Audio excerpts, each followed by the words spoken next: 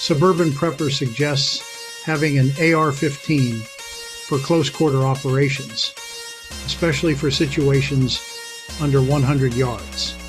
This rifle should have a red dot and an IR laser for night operations with night vision. The next would be a 5x fixed scope for shooting out past 100 yards to 200 yards. Consider getting a thermal scope for the 100 to 200 yard range. Honestly, no one should take a shot over 200 yards for hunting anyway.